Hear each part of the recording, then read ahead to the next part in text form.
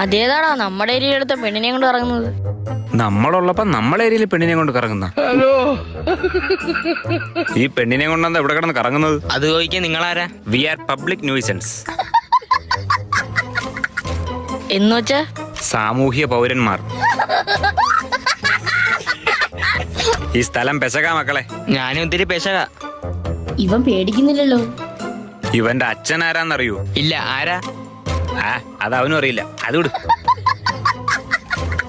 നീയൊക്കെ ആരാ? ഞാൻ ഇറാൻ പ്രധാനമന്ത്രി, ഇത് ഇസ്രായേൽ മുഖ്യമന്ത്രി.